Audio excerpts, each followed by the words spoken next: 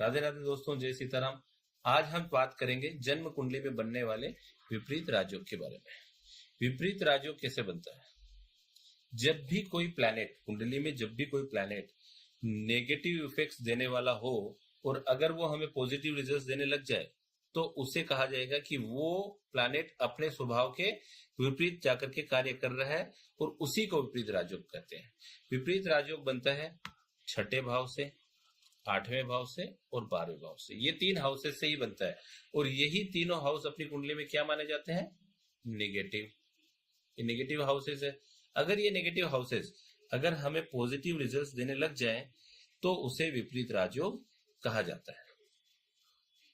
विपरीत राजयोग की सबसे पहली कंडीशन क्या है? सबसे पहली कंडीशन विपरीत राजयोग की यह है कि छठे, आठवें और 12वें भाव के स्वामी छठे, आठवें और 12वें भाव में ही हो।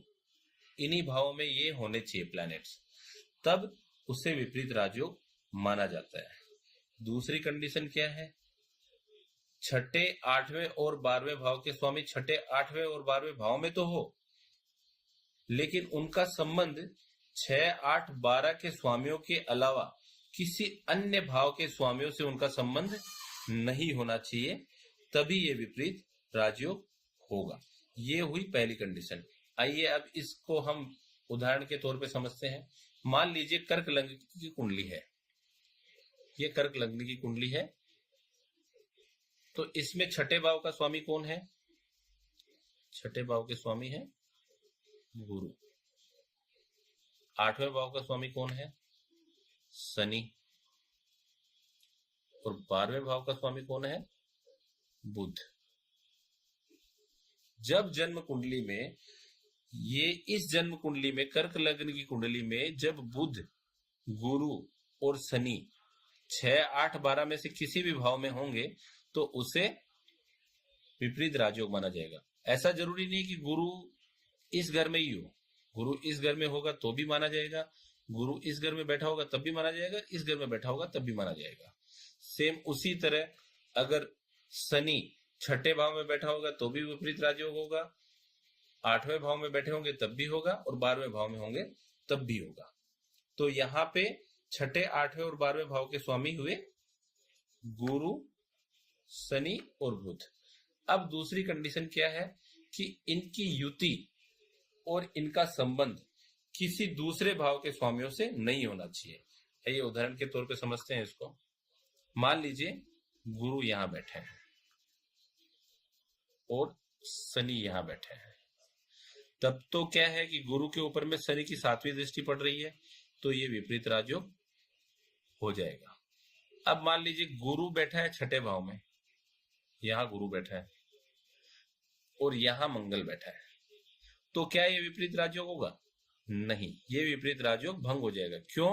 क्योंकि विपरीत राजयोग का रूल है कि किसी भी दूसरे भाव के स्वामी की युति या दृष्टि संबंध नहीं बनना चाहिए। तो यहां मंगल की 8वीं दृष्टि गुरु पे पड़ रही है, तो ये राजयोग भंग हो जाएगा। आइए इसको और समझते हैं। मान लीजिए यहां पे बुध बैठा है और बुध के साथ सूर्य भी बैठे हैं, क्योंकि मोस्टली कुंडलीज में आप देखेंगे कि बुध और सूर्य आसपास में ही चलते हैं। तो मान लीजिए यहाँ पे बुध के साथ सूर्य बैठे हैं, तो सूर्य छठे, 8वें और 12वें भाव के स्वामी है।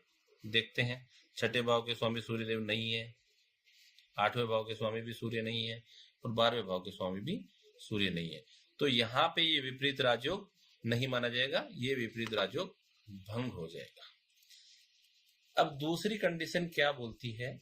दूसरी कंडीशन ये बोलती है कि लग्नेश, लग्न भाव का स्वामी कभी भी विपरीत राजयोग में भाग नहीं लेगा। यहां पे लग्न भाव का स्वामी कौन है? चंद्रमा। क्या ये 6, 8, 12 के स्वामी है? नहीं।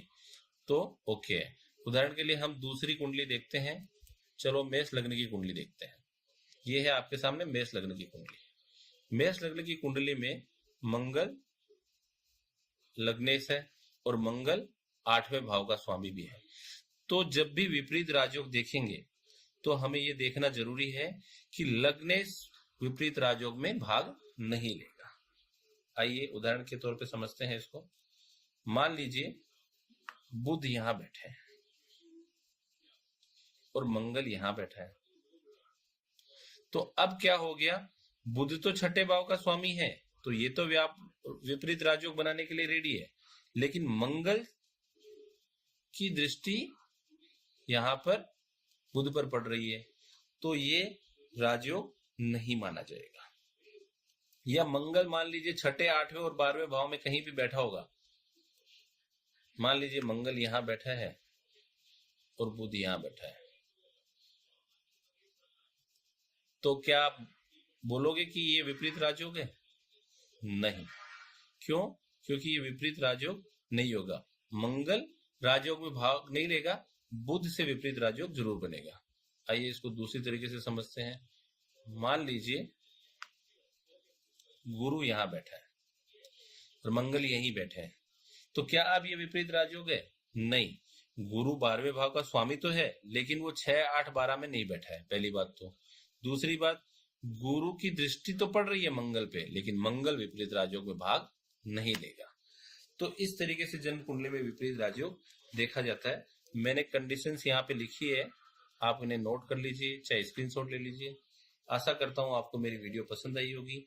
मेरे वीडियो को लाइक करें, अधिक से अधिक शेयर करें और चैनल को सब्सक्राइब करें। धन्यवाद।